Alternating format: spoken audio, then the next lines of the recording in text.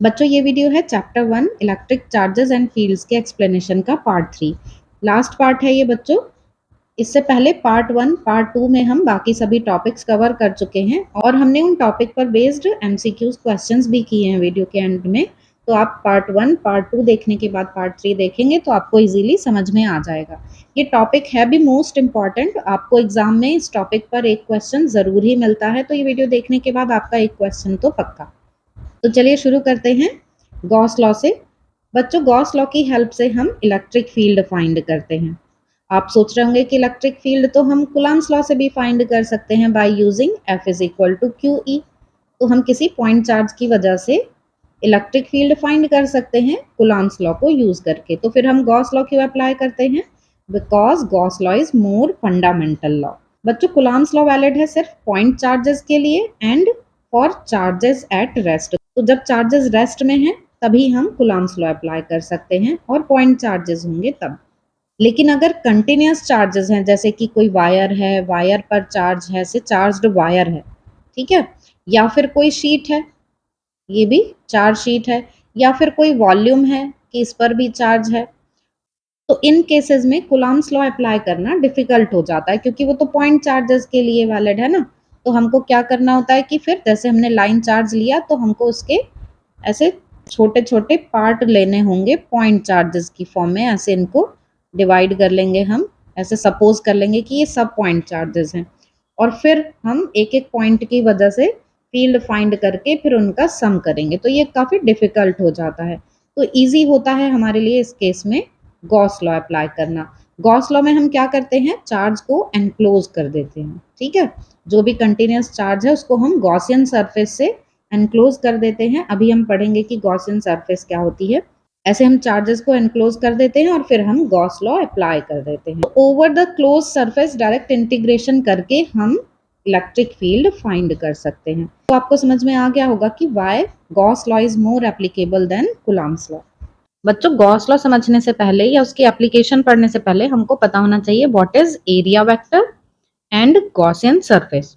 Area vector हमें नाम से ही समझ आ रहा है कि एरिया को हमने वेक्टर क्वांटिटी लिया है। मान लेते हैं कि किसी प्लेन में कोई एक सरफेस है, तो इस सरफेस का मैग्नीट्यूड वो होगा एरिया वेक्टर का मैग्नीट्यूड और इसके परपेंडिकुलर डायरेक्शन ये होगी एरिया वेक्टर की डायरेक्शन। किसी भी सरफेस के परपेंडिकुलर डायरेक्शन होती है एरिया वेक्टर की डायरेक्शन और एरिया वेक्टर का मैग्नीट्यूड होता है उस सरफेस का एरिया। अब है गॉसियन सरफेस। गॉसियन सरफेस क्या है बच्चों? एक इमेजिनरी सरफेस है 3D स्पेस में जिससे कि किसी चार्ज को एनक्लोज किया जाता है। अब ये सिमेट्रिकल लेते हैं, मींस जैसे ये कोई पॉइंट चार्ज है तो हम यहाँ पर एक स्फेरिकल गॉसियन सरफेस ले लेंगे। कोई और शेप है, जैसे लाइन चार्ज है, ये इस पर इस तरीके से चार्ज है, कोई चार्ज वायर है मान सकते हैं, तो इसको सिमेट्रिकली कवर करना है तो यहाँ पर हम एक सिलेंड्रिकल सरफेस ले लेते हैं। ये सिलेंड्रिकल सरफेस इस लाइन चार्ज को सिमेट्रिकली ऐसे कवर कर लेगी। तो इस तरह से गॉसियन सरफेस से क्या करते हैं, गॉसियन सरफेस इमेजिनरी सरफेस है जो किसी चार्ज को एनक्लोज करने के लिए यूज करते हैं। तो अब ये दो टर्म समझ आ गई। अब आ जाते हैं वापस गॉस लॉ और उसकी एप्लीकेशन पर। बच्चों गॉस लॉ क्या है? कोई एक चार्ज है सपोज, उसको ऐसे किसी सरफेस से कवर कर दिया गया है, तो अब इस सरफेस के थ्रू इस चार्ज की वजह से कुछ इलेक्ट्रिक फ्लक्स पास होगा। इलेक्ट्रिक फ्लक्स तो हमने पढ़ा ही है ना पहले, amount of electric field passing through an area. तो ये जो सरफेस है इससे कितना इलेक्ट्रिक फ्लक्स पास होगा? सपोज ये फाई इलेक्ट्रिक फ्लक्स पास हो रहा है, तो इस फाई की वैल्यू गॉस लॉ के अकॉर्डिंग होगी ये जो चार्ज एनक्लोज्ड है ये upon epsilon not. Epsilon not आपको पता ही है, परमिटिविटी ऑफ द मीडियम। तो यही है गॉस लॉ। तो गॉस लॉ के according electric flux through a closed surface S is equal to 1 upon epsilon naught times of the charge enclosed by the surface by S। तो हम मान लेते हैं कि ये चार्ज है, ये सरफेस S है, तो इस सरफेस से कितना फ्लक्स पास होगा? Q अपॉन एप्सिलॉन नॉट, और ये वो Q है जो एनक्लोज्ड है बाय सरफेस। तो आपको गॉस लॉ समझ में आ गया होगा, इसका स्टेटमेंट। अब इसका ये प्रूफ है बच्चों, वैसे सिलेबस में नहीं है पर छोटा सा ही है तो हम देख लेते हैं।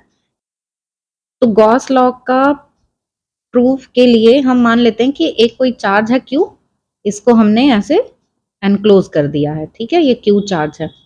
और इस सरफेस का हमने एक एरिया एलिमेंट ले लिया है।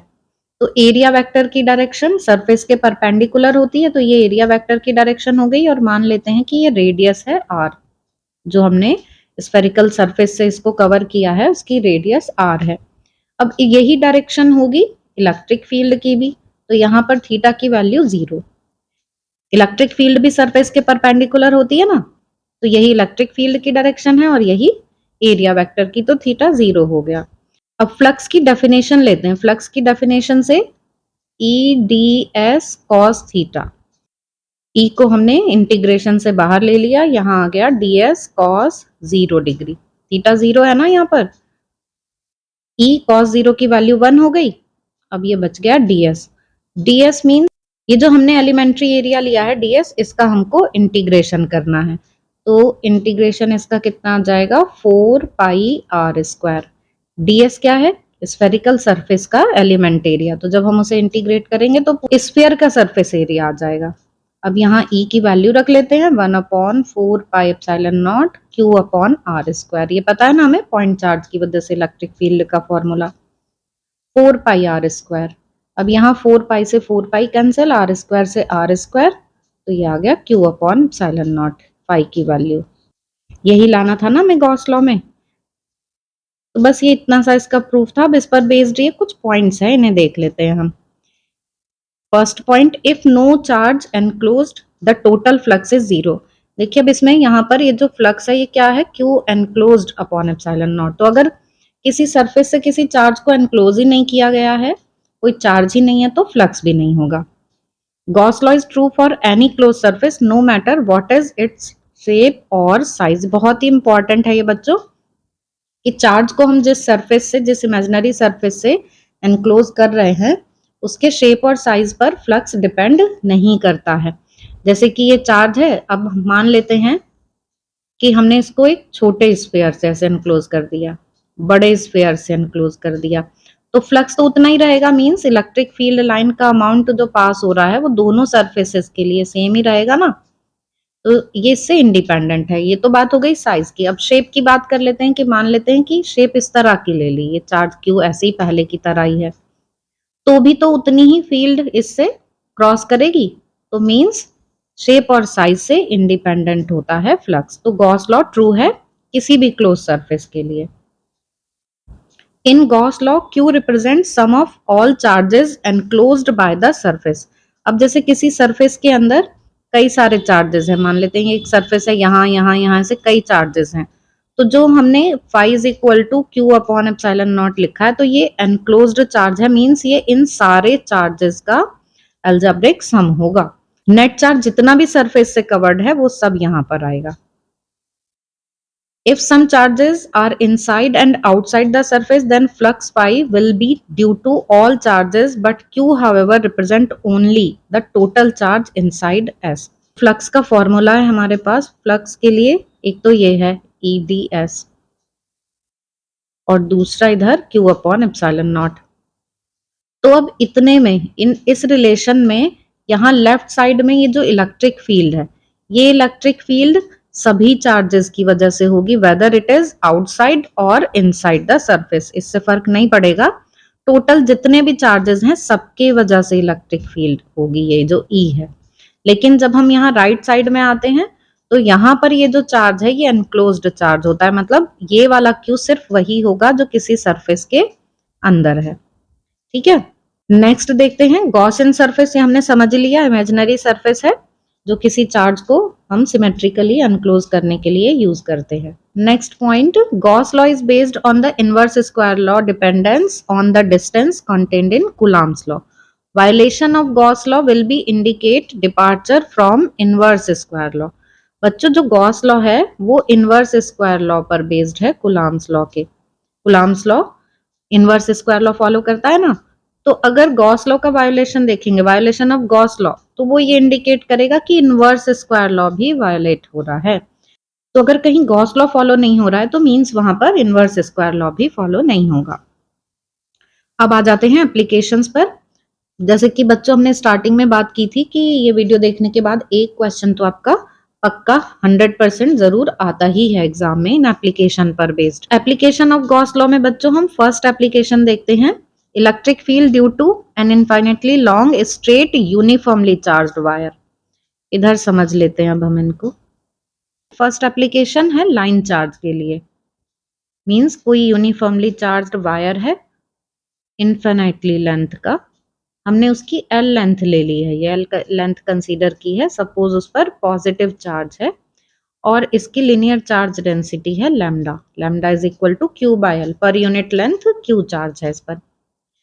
तो अब हमको इसकी वजह से किसी पॉइंट P पर सपोज इलेक्ट्रिक फील्ड फाइंड करनी है। सपोज ये है पॉइंट P जहां पर हमें इलेक्ट्रिक फील्ड फाइंड करनी है। तो हम क्या करेंगे कि इस चार्ज वायर को गॉसियन सरफेस से कवर कर देंगे और सिमेट्रिकली कवर करेंगे। तो जैसे गॉसियन सरफेस इस P पॉइंट से पास होनी चाहिए, इसी तरह की लाइन हम ये इधर भी बना लेंगे। क्यों कर रहे हैं हम ऐसा? हम सिमेट्रिकल शेप से कवर करेंगे और कोई वायर है उसको किसी सिमेट्रिकल शेप से कवर करना है, तो कौन सी शेप होगी वो? Cylindrical shape. अब ये जो P पॉइंट है, इस P पॉइंट पर हम एरिया एलिमेंट ले रहे हैं और चार्ज कैसा है? पॉजिटिव। तो इलेक्ट्रिक फील्ड की डायरेक्शन सरफेस के परपेंडिकुलर ये डायरेक्शन हो गई और एरिया वेक्टर की डायरेक्शन भी इधर ही हो गई। तो इसके लिए थीटा कितना आ गया? 0। बाकी जो दो सरफेस हैं सिलेंडर की, एक तो ये सरफेस और एक ये सरफेस, इन दोनों के लिए बच्चों थीटा की वैल्यू 90 हो जाएगी ना, एरिया वेक्टर और इलेक्ट्रिक फील्ड के बीच का एंगल, क्योंकि इलेक्ट्रिक फील्ड तो इधर ही रहेगी लेकिन एरिया वेक्टर सरफेस के परपेंडिकुलर हो जाएगा। तो इसलिए थीटा इसके लिए कितना आ जाएगा? 90 डिग्री। ऐसे ही इधर भी थीटा 90 डिग्री। तो सिर्फ इस वाले केस में थीटा 0 रहेगा। मान लेते हैं कि ये डिस्टेंस है r। अब हमें फाइंड क्या करना है यहाँ पर? Electric field. तो इलेक्ट्रिक फील्ड के लिए हम पहले फ्लक्स का फॉर्मूला लेंगे, ई डी एस कॉस 0 वाला, ये कर्व सरफेस के लिए लेंगे। यहाँ पर c लिख देते हैं क्योंकि बाकी दोनों सरफेस के लिए तो थीटा 90 है, तो ये तो 0 हो जाएगा, सिर्फ कर्व सरफेस के लिए आएगा। e को बाहर लिख लेंगे और यहाँ ds cos 0 हो गया 1। गॉस लॉ की हेल्प से जो फाई है उसकी वैल्यू क्या होती है? q upon epsilon not. E और ds क्या होगा? सिलेंडर के लिए बच्चों ये वैल्यू कर्व सरफेस के लिए ये हो जाएगी 2 पाई r l। E is equal to 1 upon 2 pi epsilon naught Q upon R into L। अब बच्चों इसमें ये जो Q अपॉन L है इसको क्या लिख सकते हैं हम? ये लैम्डा। तो ये हो गया lambda upon 2 pi epsilon not R। तो ये रिलेशन आ गया इलेक्ट्रिक फील्ड के लिए। वेक्टर फॉर्म लिखेंगे तो E is equal to lambda upon 2 pi epsilon not R और यहाँ पर हम यूनिट वेक्टर N ले लेंगे। N क्या है? Unit vector in the direction of electric field. ये थी बच्चों इसकी फर्स्ट एप्लीकेशन। इस फर्स्ट एप्लीकेशन में हमने देखा कि E directly proportional to 1 upon R है और हम जब ग्राफ बनाएंगे E और R के लिए तो ये ग्राफ डिक्रीजिंग दिख रहा है ना हमें कि इनवर्सली प्रोपोर्शनल है, तो इस तरीके से आएगा। मींस जैसे जैसे दूर जाते जाएंगे, डिस्टेंस बढ़ती जाएगी P पॉइंट की, वैसे वैसे इलेक्ट्रिक फील्ड डिक्रीज होती चली जाएगी। तो ये थी बच्चों इसकी फर्स्ट एप्लीकेशन। यहाँ नोट्स में आपको थोड़ी और प्रॉपर लैंग्वेज में ये लिखी हुई दिख जाएगी, बाकी कैसे आया ये सब वो हमने समझ ही लिया है। यहाँ आपको ये एक रिलेशन भी दिख रहा होगा जो एग्जाम में आ चुका है, इसलिए इसको यहाँ पर लिख दिया है कि इम्पॉर्टेंट है। इसमें है काइनेटिक एनर्जी किसी इलेक्ट्रॉन के लिए जो लाइन चार्ज को रिवॉल्व कर रहा है।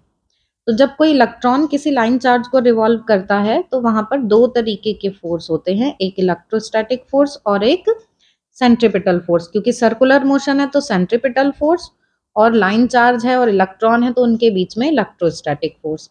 तो हम ये दोनों फोर्स इक्वल रख देते हैं कि सेंट्रीपिटल फोर्स इलेक्ट्रोस्टैटिक फोर्स से मिल रहा है। और बस जो इलेक्ट्रोस्टैटिक फोर्स है उसको हमने लिख दिया क्यू ई, सेंट्रीपिटल फोर्स को m v square upon r. अभी जो हमने ई के लिए फॉर्मूला डिराइव किया ना lambda upon 2 pi epsilon naught r, वो हमने यहाँ पे ई की वैल्यू रख दी है और फिर आर से आर ये कैंसिल हो गया। तो इस तरह से ये एम वी स्क्वायर की वैल्यू आ गई हमारे पास। लेकिन हमें तो काइनेटिक एनर्जी निकालनी है, इसलिए हम क्या कर रहे हैं, यहाँ पर भी 1/2 और इधर भी 1/2। तो ये आ गया half m v square means kinetic energy E lambda upon ये 2 to the 4। 4 pi epsilon naught. ये छोटा सा एक्सप्रेशन फाइंड करना था जो एग्जाम में आ चुका है, इसलिए हमने इसको यहाँ पर देख लिया। अब देखते हैं हम सेकंड एप्लीकेशन। बच्चों फर्स्ट एप्लीकेशन लाइन चार्ज के लिए है। अब second application electric field due to uniformly charged infinite plane sheet. ठीक है, किसी प्लेन शीट की वजह से जो यूनिफॉर्मली चार्ज है किसी पॉइंट पर हम इलेक्ट्रिक फील्ड फाइंड करेंगे।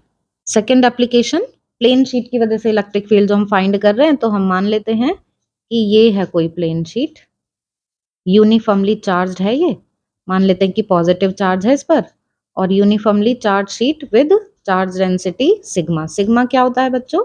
Charge per unit area. अब इस शीट से किसी पॉइंट P पर हमको इलेक्ट्रिक फील्ड फाइंड करनी है। P पॉइंट इस शीट के इतना क्लोज है, इतना पास है ये शीट से कि ये शीट उसके कंपैरिजन में इनफिनिट प्लेन शीट है। मतलब डिस्टेंस बहुत कम है शीट के साइज के कंपैरिजन में, इसलिए हम इस शीट को इनफिनिट प्लेन शीट बोल रहे हैं। इस P पॉइंट पर इलेक्ट्रिक फील्ड फाइंड करनी है, तो अब ये P पॉइंट से होती हुई हम एक गॉसियन सरफेस एज्यूम कर लेंगे, और ये सिमेट्रिक होनी चाहिए, मतलब दूसरी साइड भी बिल्कुल मिरर इमेज की तरह ही होनी चाहिए ये। ठीक है, तो ये हमने गॉसियन सरफेस अज्यूम कर ली। यहाँ पर है ये पॉइंट P जिस पे हमें इलेक्ट्रिक फील्ड फाइंड करनी है। अब इसकी 3 सरफेसेस हो गई बच्चों। एक तो इधर ये फर्स्ट, इधर ये सेकेंड सरफेस, और एक कर्व सरफेस। इसको हम कर्व सरफेस को मान ले रहे हैं कि ये थर्ड साइड है इसकी। अब फर्स्ट और सेकेंड कैसी हैं? ये फ्लैट सरफेस है।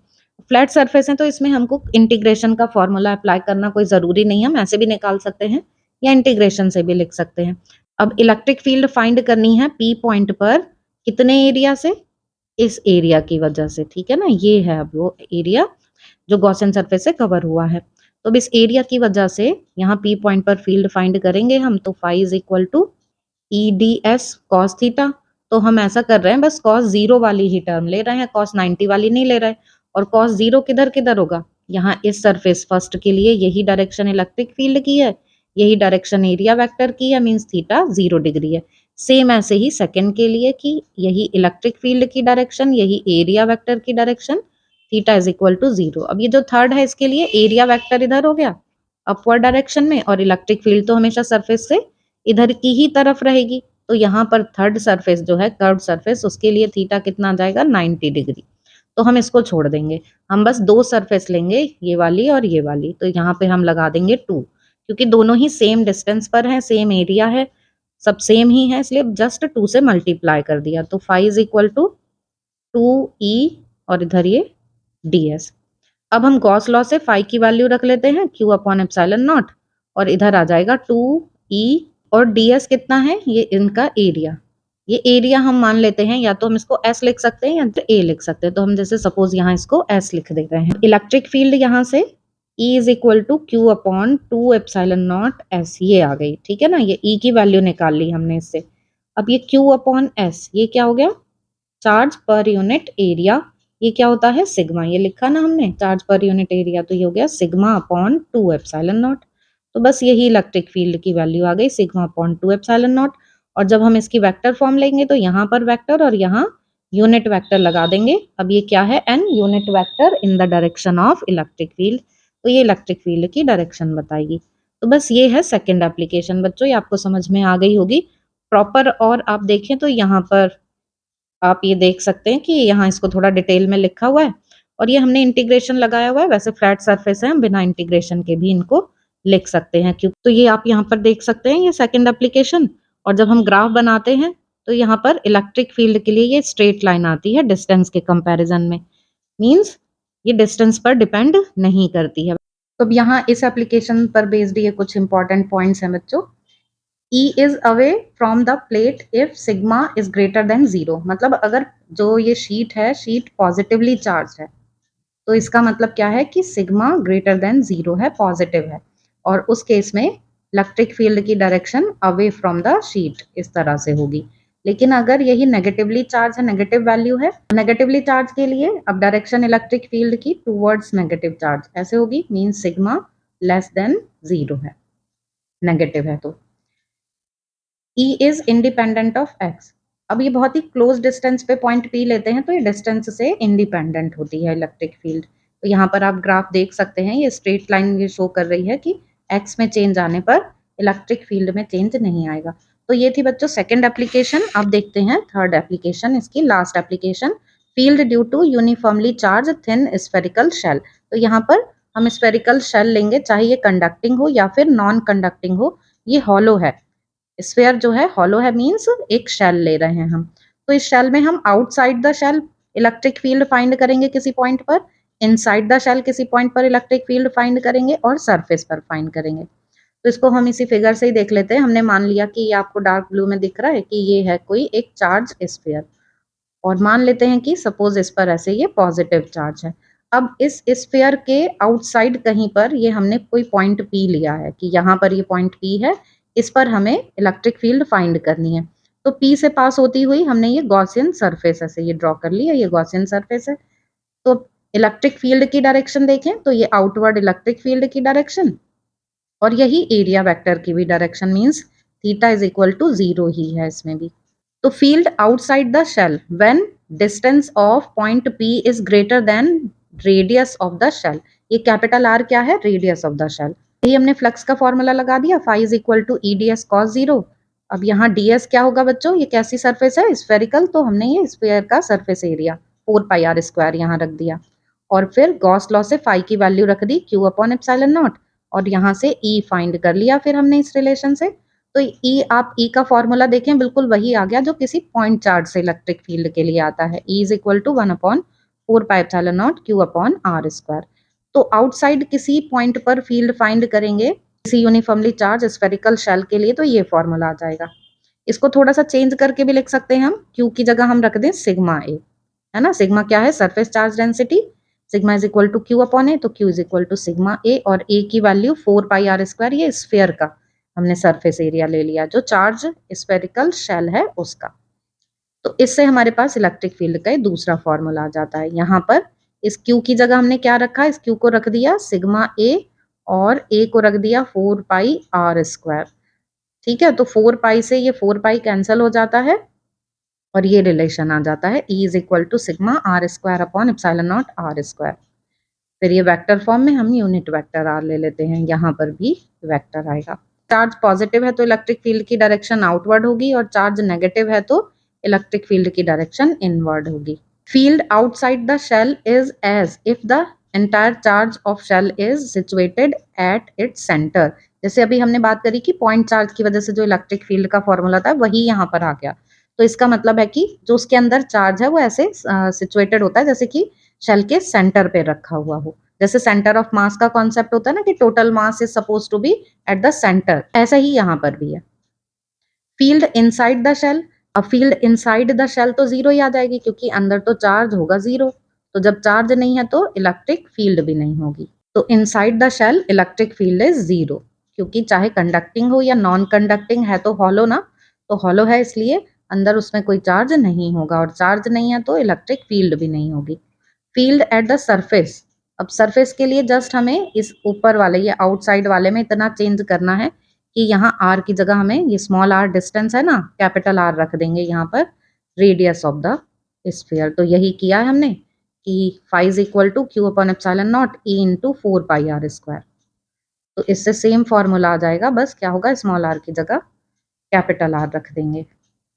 और सरफेस पर इलेक्ट्रिक फील्ड इतनी E is equal to sigma upon epsilon naught भी आती है। कैसे, ये वाला जो फॉर्मूला निकाला था ना हमने, ये फॉर्मूला, इसमें अब R is equal to r हो गया सरफेस के लिए कि ये है स्फीयर, तो इस स्फीयर का ये सेंटर में चार्ज रखा है, ये है R रेडियस, और यहीं पर ही हमको फील्ड फाइंड करनी है, तो R डिस्टेंस पर, तो R is equal to r, तो ये कैंसिल हो जाएंगे, तो सिग्मा अपॉन एप्सिलॉन नॉट, तो सरफेस पर जो इलेक्ट्रिक फील्ड होगी उसको हम सिग्मा अपॉन एप्सिलॉन नॉट या फिर 1 upon 4 pi epsilon naught q upon r square ये बोल सकते हैं।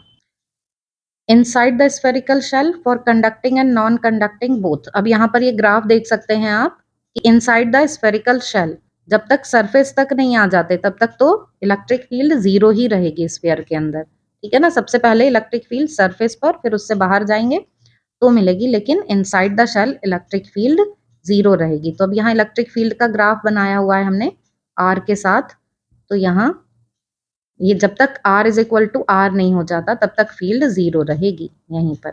फिर फील्ड की वैल्यू कब आई है, जब r is equal to r पे आ गए, इतनी ये वैल्यू आई है इलेक्ट्रिक फील्ड की। और फिर जैसे जैसे शेल से बाहर जाते जाएंगे r is greater then r, मतलब सरफेस से दूर जाते जाएंगे तो वैसे वैसे इलेक्ट्रिक फील्ड डिक्रीज होती जाएगी, जैसे पॉइंट चार्ज से होता है। तो अभी एक पॉइंट चार्ज की तरह ही बिहेव करने लगती है ना, कि टोटल चार्ज इसके सेंटर पे मान लेते हैं और फिर पॉइंट चार्ज का ही फॉर्मूला आ जाता है यहाँ पर इलेक्ट्रिक फील्ड के लिए।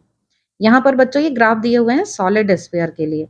अब सॉलिड स्फीयर है, कंडक्टिंग है, तो कंडक्टिंग तो बच्चों इसी तरह से बिहेव करता है जैसे हमने ये ऊपर वाला शेल वाला केस पढ़ा, सेम यही रहेगा सब। लेकिन नॉन कंडक्टिंग में क्या होता है कि चार्ज अंदर भी रह सकता है, तो सेंटर पर इलेक्ट्रिक फील्ड 0 होती है, लेकिन जैसे जैसे सेंटर से बाहर की तरफ बढ़ते हैं तो इस स्फीयर की जो सरफेस है बिल्कुल वहां तक आने तक इलेक्ट्रिक फील्ड इंक्रीज होती है, और सरफेस से बाहर दूर जाने पर इलेक्ट्रिक फील्ड डिक्रीज होती है। तो ये नॉन कंडक्टिंग के लिए है।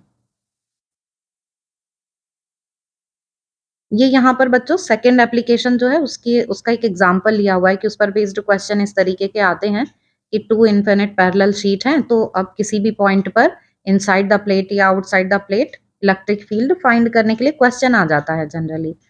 तो उसी का ही एग्जांपल है कि यहाँ पर दो प्लेट ले ली पी और क्यू, एक की डेंसिटी है प्लस सिग्मा, एक की माइनस सिग्मा, और ये डेंसिटी अनइक्वल भी हो सकती है, इक्वल भी हो सकती है। यहाँ पर सिग्मा 1 सिग्मा 2 है, मतलब ये इक्वल नहीं है। तो आउटसाइड द प्लेट्स ए और सी, इन पर इलेक्ट्रिक फील्ड फाइंड करनी है, फिर इनसाइड द प्लेट बी पर इलेक्ट्रिक फील्ड फाइंड करनी है। तो अब ए पॉइंट के लिए इलेक्ट्रिक फील्ड की डायरेक्शन, ये वाली शीट है पॉजिटिवली चार्ज, तो इसलिए इसके लिए ये आउटवर्ड होगी। ये वाली है इनवर्ड, तो इसके लिए ये इस डायरेक्शन में होगी। तो अभी अपोजिट है इसलिए सब्ट्रैक्ट हो जाएंगी फील्ड यहाँ पर। सेम ऐसे ही सी पर भी अपोजिट डायरेक्शन आएगी तो सब्ट्रैक्ट हो जाएंगी, लेकिन इनसाइड द प्लेट आप देखेंगे तो प्लस से इलेक्ट्रिक फील्ड की डायरेक्शन आउटवर्ड, टूवर्ड माइनस, तो दोनों एक ही डायरेक्शन में आ गई इसलिए ये प्लस हो जाती हैं। तो बी पर इलेक्ट्रिक फील्ड ऐड करके आएगी और बाहर जो दोनों पॉइंट है ए और सी उन पर सब्ट्रैक्ट करके आएगी। बस यही ध्यान देना होता है इस टाइप के क्वेश्चन में। आपको हो सकता है कि सेम चार्ज डेंसिटी वाली प्लेट्स दे दें, माइनस माइनस दे दें या प्लस प्लस दे दें, तो उसके अकॉर्डिंग इलेक्ट्रिक फील्ड की डायरेक्शन देखकर तब हम नेट इलेक्ट्रिक फील्ड फाइंड कर लेंगे। फॉर्मूला वही कि किसी शीट की वजह से इलेक्ट्रिक फील्ड का formula 2 sigma upon 2 epsilon not होता है, तो इसको ही अप्लाई कर लेंगे। यहाँ पर बच्चों ये ट्राइबोइलेक्ट्रिसिटी के लिए टेबल दी हुई है, जो बिल्कुल स्टार्टिंग में हमने पढ़ा था ना कि जब दो ऑब्जेक्ट रब किए जाते हैं तो एक पर पॉजिटिव चार्ज आता है, एक पर नेगेटिव। तो किस पर पॉजिटिव चार्ज आएगा वो इस टेबल से पता चलता है। जैसे मान लीजिए कि आपने गोल्ड के साथ सिल्क को रब किया तो सिल्क पर पॉजिटिव चार्ज आएगा, गोल्ड पर नेगेटिव। या जैसे आपने ग्लास और माइका को रब किया तो ग्लास पर पॉजिटिव आएगा, माइका पर नेगेटिव। तो जो भी ऊपर होंगे टेबल में उन पर पॉजिटिव चार्ज और जो नीचे की तरफ है इन पर नेगेटिव चार्ज। जैसे ग्लास पर जब माइका के साथ रब किया तो पॉजिटिव चार्ज आया, लेकिन जब ग्लास को ये हेयर के साथ रब कर देंगे तो ग्लास पर तब उस केस में नेगेटिव चार्ज आएगा और यहाँ हेयर पर पॉजिटिव चार्ज।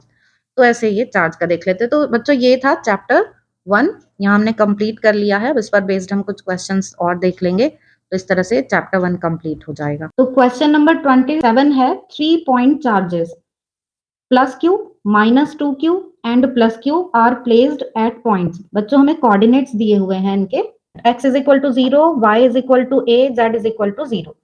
और दूसरे का हमको यहाँ पर कोऑर्डिनेट दिया हुआ है x is equal to 0, y is equal to 0, z is equal to 0।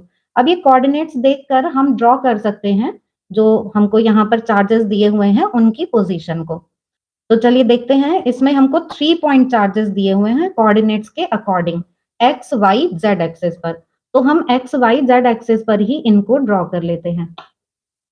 ये हमने एक्सिस बना लिए, इधर x एक्सिस, y एक्सिस और ये z एक्सिस। अब हमें प्लस क्यू चार्ज दिया हुआ है, x is equal to 0, y is equal to a, z is equal to 0। तो मीन्स x और z तो 0 है, y की वैल्यू a है, तो यहाँ पर हमको चार्ज दिया हुआ है प्लस क्यू y एक्सिस पर, और ये वैल्यू a है इसकी, यहाँ ओरिजिन से 0 0 0 होते हैं ना कोऑर्डिनेट ओरिजिन के, और यहाँ पर ये कोऑर्डिनेट x की वैल्यू 0, y की वैल्यू a, z की वैल्यू 0। उसके बाद हमको दूसरा चार्ज दिया हुआ है -2q। -2q के कोऑर्डिनेट्स क्या है, -2q x is equal to 0, मतलब ओरिजिन पे ही रखा हुआ है, यहाँ पर यहाँ रखा हुआ है -2q। और इसके बाद थर्ड चार्ज है प्लस क्यू चार्ज रखा हुआ है, x is equal to a, y is equal to 0, z is equal to 0, means ये x एक्सिस पर रखा हुआ है यहाँ पर।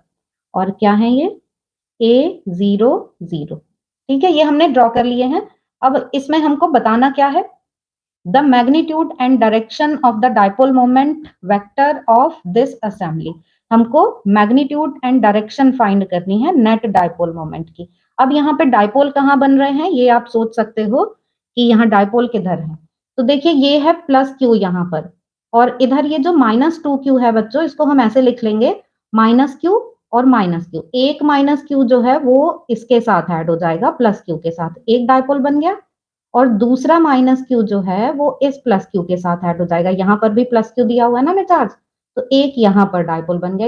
ये बहुत ही एक इम्पॉर्टेंट पॉइंट है, यहाँ पर एक इम्पॉर्टेंट कॉन्सेप्ट है कि अगर हमको इस तरह से दिया हुआ है कि एक -q इधर है और फिर हमको ये ऐसे 2q दिया हुआ है इधर, ये प्लस है और ये माइनस है, और ऐसे एक प्लस चार्ज इधर दिया हुआ है, तो इसको बोलते हैं क्वाड्रापोल। और उसमें हम क्या करते हैं, दो डाइपोल बना लेते हैं। तो ये जो -2q है इसको हम -q और -q इस तरीके से करके एक डाइपोल ये और एक डाइपोल ये बना लेते हैं। और डाइपोल मोमेंट की डायरेक्शन क्या होती है, माइनस से प्लस की तरफ। तो एक ये और एक डाइपोल मोमेंट इधर आ गया, तो डाइपोल मोमेंट P1 P2 इस तरीके से हम मान सकते हैं। तो सेम कॉन्सेप्ट यहाँ पर यूज किया गया है। अब हमको इसमें नेट डाइपोल मोमेंट निकालना है। तो नेट डाइपोल मोमेंट के लिए देखिए, ये हमने माना कि ये है P1 इस डायरेक्शन में, और इधर मान लिया कि ये P2 है इस डायरेक्शन में। ये दोनों ही वेक्टर क्वांटिटीज होती हैं। तो दोनों जब वेक्टर क्वांटिटीज हैं तो वेक्टर क्वांटिटीज का रिजल्टेंट किस तरीके से निकाला जाता है, एक दूसरे से ये 90 डिग्री पर है ना, तो हम वैसे भी इनका रिजल्टेंट पाइथागोरस से भी निकाल सकते हैं और वेक्टर मेथड से भी निकाल सकते हैं। तो मींस जो P नेट है, P नेट की वैल्यू क्या आ जाएगी, मैग्नीट्यूड में ये P1 P2 दोनों इक्वल ही होंगे ना, P1 P2 दोनों का जो मैग्नीट्यूड है वो इक्वल होगा, उसको हम P लिख लेते हैं। क्यों इक्वल होगा, क्योंकि हमको डिस्टेंस ये दोनों की जो लेंथ है वो A ही दी हुई है और चार्जेस भी सेम है इसलिए। तो P नेट की वैल्यू P² प्लस P², ये हो गई। और P² प्लस P² ये आ गया √2P, 2P² आएगा तो P² तो स्क्वायर रूट ले लेंगे, P आ जाएगा √2P। ये यहाँ पर P नेट की वैल्यू आ गई। अब P का फॉर्मूला क्या होता है, 2AQ। 2A 2A जो है वो बच्चों डाइपोल की लेंथ होती है, तो हम इसको फिलहाल यहाँ पे L लिख देते हैं, 2L, क्योंकि ऑलरेडी इसमें हमारे पास A यूज किया हुआ है। तो 2LQ भी लिख सकते हैं, जस्ट सिंबल चेंज किया। अब इस 2L की वैल्यू ही हमें इसमें A दी हुई है। ये जो डाइपोल है हमारे, इनकी लेंथ हमको A दी हुई है ना, ये A यहाँ पर दिया हुआ है, मीन्स ये 2L की वैल्यू है। तो क्या आ गया, √2AQ। ये P नेट की वैल्यू आ गई। ठीक है, तो P नेट √2AQ। अब इसको देख लेते हैं कौन सा ऑप्शन करेक्ट है इसमें, क्वेश्चन नंबर 27। और अभी हमको इसकी नेट डायरेक्शन भी फाइंड करनी है बच्चों। वैसे ये एमसीक्यूज के हिसाब से क्वेश्चन थोड़ा सा लेंदी है। डायरेक्शन और देख लेते हैं कि जो डायरेक्शन आती है ऐसे रिजल्टेंट की, वो ये डायरेक्शन आती है ना, तो ये डायरेक्शन यहाँ पर इस तरीके से। तो अब यहाँ पर भी ए कोऑर्डिनेट, यहाँ पर भी ए, तो मींस एक्स और वाई दोनों की वैल्यू तो ए आ जाएगी और जेड एक्सेस पर 0 रहेगा। ये ओरिजिन है, ओरिजिन के कोऑर्डिनेट्स 0 0 0। अब देख लेते हैं ऑप्शन। ऑप्शन में पहले तो देखें कि ये √2AQ कहाँ पर है। तो √2AQ ये हमारा दिया हुआ तो कई ऑप्शन में है, लेकिन ना तो हमारी डायरेक्शन एक्स एक्सेस पर आ रही है ना वाई पर। तो सी ऑप्शन जो है उसको देखते हैं। सी ऑप्शन में बोला √2QA along the line joining points x is equal to 0, y is equal to 0, z is equal to 0, means origin पर है ये। और दूसरा पॉइंट XA, y की वैल्यू भी A, z की 0, तो यही हमारे आ रहे हैं। देखो A 0 और 0 0 A, ये इनकी ज्वाइनिंग लाइन है। ठीक है, तो यही ऑप्शन करेक्ट है। तो 27 में बच्चों सी ऑप्शन इसका करेक्ट हो गया। अब नेक्स्ट क्वेश्चन देखते हैं, question number 28। A dipole of dipole moment P is placed in uniform electric field E, then torque acting on it is given by। तो टॉर्क का फॉर्मूला तो बच्चों आप सबको पता ही है। तो ये 28 क्वेश्चन में हमको टॉर्क का फॉर्मूला लिखना है। तो torque is equal to, torque एक वेक्टर क्वांटिटी है, तो P cross E, P dipole moment, E electric field. ठीक है, बहुत ही इंपॉर्टेंट डेरिवेशन होता है इसका। तो tau is equal to P cross E, ये इसमें आ गया। तो अब कौन सा ऑप्शन सही है, यहाँ बी ऑप्शन सही है बच्चों, इसका बी ऑप्शन करेक्ट ऑप्शन है। टॉर्क पर वेक्टर नहीं लगा हुआ है, तो ये वेक्टर आप लोग इसमें खुद से एक करेक्शन ये छोटा सा है तो वो देख लेंगे, ठीक है। तो अब देखते हैं नेक्स्ट क्वेश्चन, क्वेश्चन नंबर 29।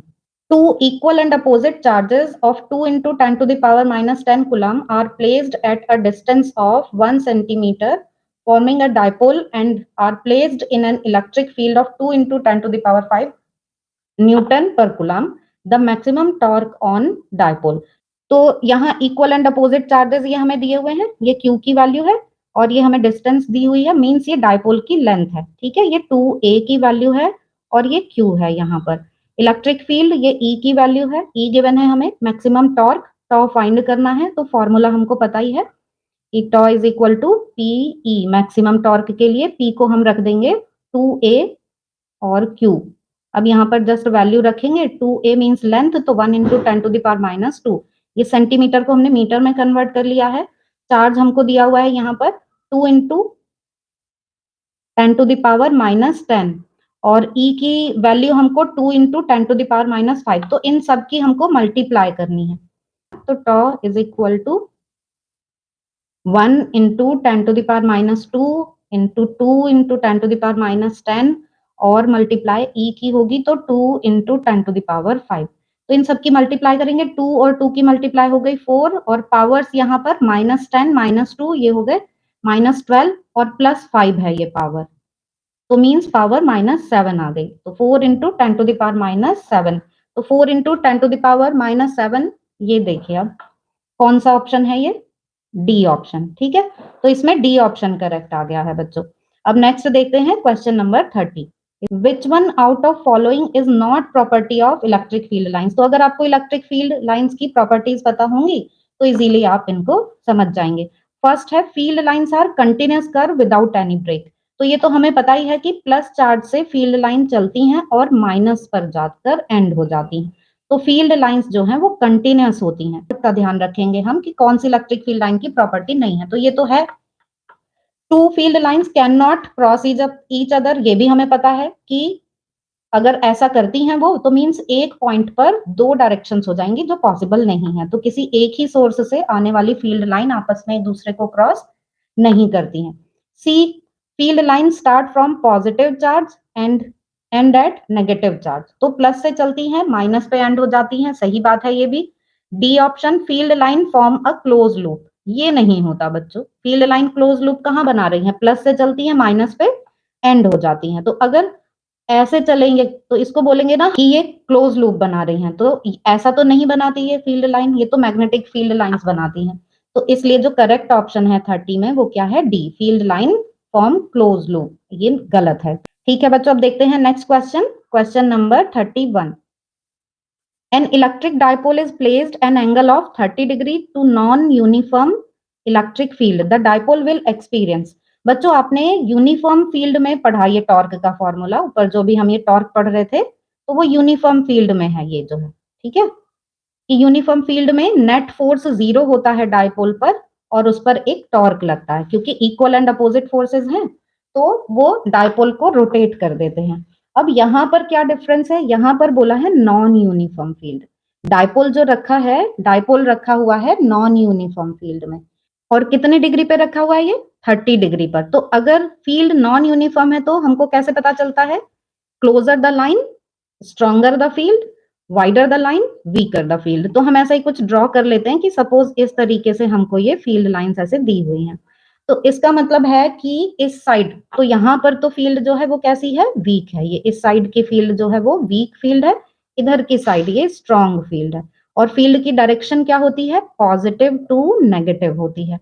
अब इसमें डाइपोल रखा हुआ है और डाइपोल फील्ड के साथ 30 डिग्री का एंगल बना रहा है, ठीक है। तो ये डायरेक्शन P की है, तो ये डायरेक्शन E की है इलेक्ट्रिक फील्ड की, और 30 डिग्री का एंगल बन रहा है। अब हमको बताना है कि डायपोल पर टॉर्क लगेगा क्या सिर्फ, या डायपोल ट्रांसलेशनल फोर्स की वजह से मूव करेगा, या फिर translational force only in direction normal to the direction of field, या फिर उस पर सिर्फ ट्रांसलेशनल फोर्स लगेगी normal perpendicular to the field, या फिर टॉर्क भी लगेगा और ट्रांसलेशनल फोर्स भी लगेगा। तो हमें बताना है कौन सा ऑप्शन करेक्ट है। ये जो टॉर्क है, फील्ड यूनिफॉर्म नहीं है इसलिए नॉन यूनिफॉर्म फील्ड की वजह से इस पर नेट फोर्स भी लगेगा। अब नेट फोर्स कैसे लगेगा, जिधर की फील्ड स्ट्रांग है उधर की साइड डोमिनेटिंग फोर्स लगेगा। अब जैसे ये माइनस और ये प्लस होगा तो इनके बीच में फोर्स ऑफ अट्रैक्शन लगेगा, और ये जो फोर्स ऑफ अट्रैक्शन है ये डोमिनेटिंग रहेगा, उसकी वजह से डायपोल अलाइन होने की कोशिश करेगा, मींस डायपोल इस तरह आने की कोशिश करेगा। ठीक है ना, अभी जो 30 डिग्री का एंगल है उसको जीरो करने की कोशिश करेगा, तो इधर की तरफ मूव भी करेगा और थोड़ा रोटेट करके एंगल भी जीरो बनाएगा। तो मींस इसमें टॉर्क भी लगेगा क्योंकि वो रोटेट कर रहा है और आगे भी बढ़ता जा रहा है डोमिनेटिंग फोर्स की वजह से। इसलिए इसलिए क्या होगा, a torque as well as a translational force, ये दोनों इसमें पॉसिबिलिटी होंगी कि टॉर्क भी है और वो आगे भी बढ़ रहा है। तो ये ऑप्शन करेक्ट हो गया। तो बच्चों यहाँ पर ये जो कॉन्सेप्ट है बहुत ही इंपॉर्टेंट है, यहाँ पर आप ये ध्यान रखेंगे कि सिर्फ टॉर्क कब लगता है, जब नेट फोर्स जीरो हो। ठीक है, और net force zero uniform field में होती है, लेकिन टॉर्क और ट्रांसलेशनल फोर्स ये दोनों तब लगते हैं जब फील्ड यूनिफॉर्म नहीं हो, नॉन यूनिफॉर्म हो और कोई एंगल बनाते हुए डायपोल रखा हो फील्ड के साथ। ठीक है, तो ये question number 31 D option correct हो गया इसका। अब देखते हैं next question number 32। 8 dipole of charges magnitude plus minus E are placed inside a cube. The total flux coming out of the cube is। तो बच्चों फ्लक्स का फॉर्मूला आप सबको पता ही होगा, phi is equal to Q upon epsilon naught. यहाँ पर ये जो क्यू होता है ये एनक्लोज्ड चार्ज होता है, तो ये उसी पर बेस्ड क्वेश्चन है कि 8 डायपोल्स रखे हुए हैं किसी क्यूब के अंदर, तो फ्लक्स कितना आएगा। फ्लक्स आपको पता है कि field line, electric field line जो किसी एरिया से बाहर आती है उसको हम फ्लक्स बोलते हैं। ठीक है, electric field lines coming out any surface.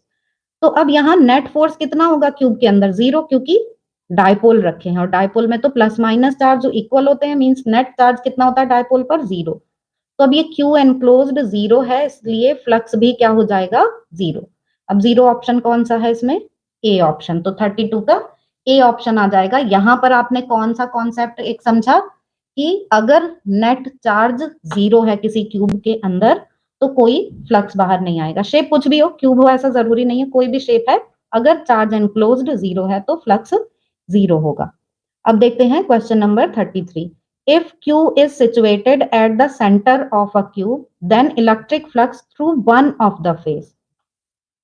One of the face मतलब जैसे हमने ये क्यूब बना लिया,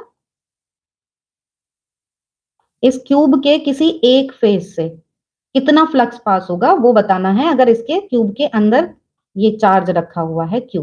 तो क्या फॉर्मूला है, वही क्यू अपॉन एप्सिलॉन नॉट। ये पूरे क्यूब से बाहर आने का फ्लक्स फ्लक्स की वैल्यू है, हमको सिर्फ एक ही सरफेस से बताना है। तो अगर टोटल से आता है Q upon epsilon not, 6 faces होती है ना क्यूब की, तो इन 6 में से किसी एक से कितना आएगा, 1/6 हो जाएगा ये। तो डी ऑप्शन करेक्ट आ जाएगा। टोटल जो क्यूब है उससे कितना आता है बाहर, क्यू अपॉन एप्सिलॉन नॉट। तो वन सरफेस से कितना आएगा, इसके वन फेस से 1/6 कर देंगे। ठीक है ना, तो ये डी ऑप्शन इसमें करेक्ट आ जाएगा। तो ये आपको आ गया होगा समझ में। अब नेक्स्ट क्वेश्चन देख लेते हैं 34। A charge Q is placed at the center of a cube with side L. The electric flux linked with the cube surfaces। बच्चों ये क्वेश्चन ना कंफ्यूज करने के लिए इसमें L दे दिया है, यहाँ पर ये L दिख रहा है आपको, साइड L। जब हम बात कर रहे हैं फ्लक्स की तो हमें तो साइड चाहिए ही नहीं, क्योंकि हमारा फॉर्मूला तो यही है Q अपॉन एप्सिलॉन नॉट, तो फिर हमको साइड की क्या जरूरत है ना। तो बस क्वेश्चन पढ़ते हैं फिर से एक बार। The charge Q is placed at the centre of a cube with side L। The electric flux linked with the cube surface. अभी तो हमने पढ़ा ही कि ये कितना होता है, Q अपॉन एप्सिलॉन नॉट। इससे कुछ फर्क नहीं पड़ता कि उसकी शेप कैसी है, जस्ट क्या है, चार्ज कितना एनक्लोज्ड है इस पर डिपेंड करता है फ्लक्स, तो यही ध्यान रखेंगे। ठीक है, तो सी ऑप्शन आ गया। अब देखते हैं 35। The given figure shows distribution of charges, the flux of electric field due to these charges through the surface S। अब यहाँ पर फिर वही फ्लक्स पर बेस्ड क्वेश्चन है, फॉर्मूला हमारा यही लगेगा Q अपॉन एप्सिलॉन नॉट, और ये Q कौन सा होता है, एनक्लोज्ड चार्ज जो अंदर है सरफेस के। तो अब यहाँ पर हम देख रहे हैं इस फिगर में जो नेट चार्ज है अंदर वो कितना है, जीरो है ना, जीरो चार्ज है। तो जब चार्ज जीरो है तो फ्लक्स भी कितना हो जाएगा, जीरो। ठीक है, Q अपॉन एप्सिलॉन नॉट से अगर Q 0 है तो फाई भी 0 हो जाएगा, तो फ्लक्स 0 आ गया 35 में। अब देखते हैं 36। In case of infinite long wire electric field is proportional to.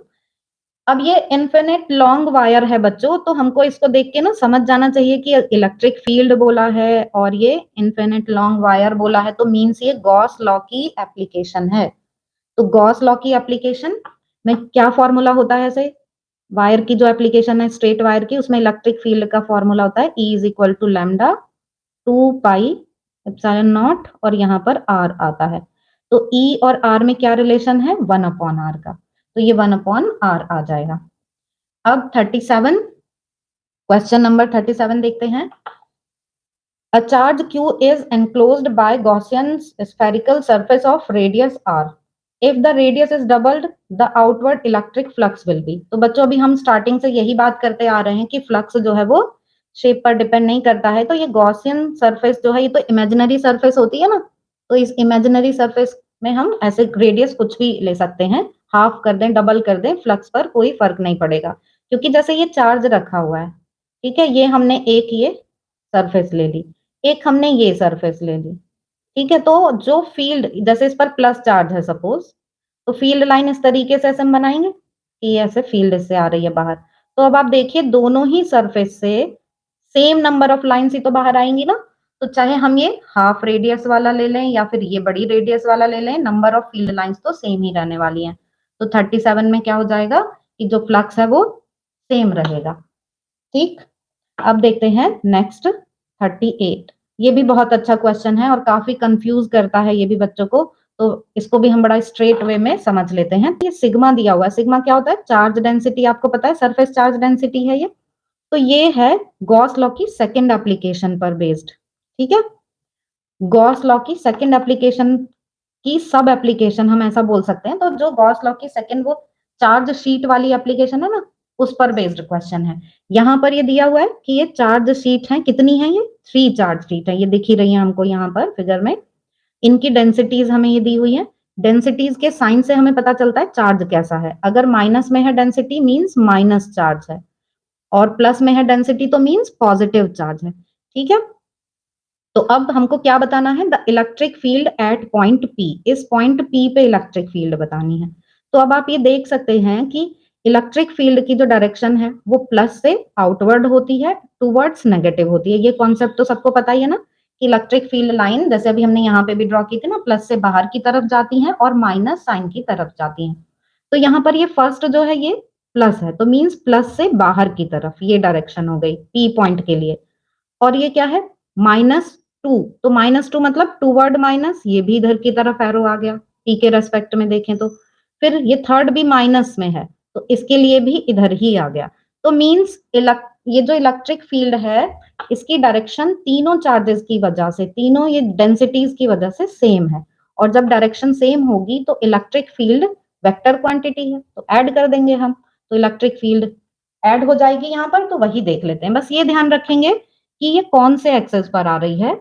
जैसे यहाँ पर हमें ये इस साइड पॉजिटिव एक्स एक्सेस दिया हुआ है, इसी तरह से इधर हम ऊपर की तरफ मान लेंगे प्लस जेड एक्सेस, और नीचे की तरफ हम मान लेंगे नेगेटिव जेड एक्सेस। तो ये सब जो है ये नेगेटिव जेड एक्सेस पर जा रही है, ये भी माइनस की z axis, minus z axis, क्योंकि जैसे इधर ये एक्स एक्सेस इधर पॉजिटिव है, तो इस साइड अपोजिट साइड कैसा होगा? ये नेगेटिव। ऐसे ही जेड एक्सेस अपवर्ड डायरेक्शन में पॉजिटिव, डाउनवर्ड डायरेक्शन में नेगेटिव होगा। तो ऐसे ही हम इसको नेगेटिव ले लेते हैं, मींस माइनस साइन आएगा, ये हमें ध्यान रखना है। अब क्या है इलेक्ट्रिक फील्ड फाइंड करने के लिए? चार्ज शीट वाले में formula sigma upon 2 epsilon naught, ये पता है ना हमें। तो ये भी माइनस के में जा रहा है, के समझ रहे हैं ना बच्चों आप? जेड एक्सिस में हम अगर यूनिट वेक्टर से रिप्रेजेंट करते हैं तो जेड को हम लिखते हैं के, और ये अपोजिट में जा रहा है माइनस जेड में, तो माइनस के लिख देंगे। तो अब इन सबको हमें ऐड कर देना है, तो इसको इधर लिख देती हूँ इस साइड। तो ई नेट की value sigma upon 2 epsilon not minus के। उसके बाद दूसरा चार्ज कितना है? दूसरा चार्ज है -2, लेकिन हमें तो चार्ज डेंसिटी है माइनस से सिर्फ डायरेक्शन पता चली है, तो plus 2 sigma upon 2 epsilon naught, यहाँ पर भी माइनस के क्योंकि ये भी माइनस जेड एक्सेस में है। और जो थर्ड है वो सिग्मा अपॉन 2 एप्सिलॉन नॉट, और वो थर्ड वाला भी माइनस जेड एक्सिस में है। तो बच्चों इन सबको ही हम ऐड कर ले रहे हैं, और के तीनों में ही माइनस है, माइनस आ जाएगा क्योंकि सब अपोजिट डायरेक्शन में है। तो देखिए ये सिग्मा, और यहाँ पर ये 2 सिग्मा, और इधर ये फिर सिग्मा, तो कुल कितने हो गए ये 4 सिग्मा अपॉन 2 एप्सिलॉन नॉट, और ये माइनस के, तो ये आ गया 2 सिग्मा अपॉन एप्सिलॉन नॉट, और माइनस के मीन्स यहाँ माइनस साइन आ गया जेड एक्सेस नेगेटिव वाला। तो अब ऑप्शन देख लेते हैं, आंसर है हमारा -2 सिग्मा अपॉन एप्सिलॉन नॉट, और ये सी ऑप्शन आ गया ये। तो बच्चों हमने 38 तक क्वेश्चन कर लिए हैं, आपके डाउट्स आप पूछ सकते हैं।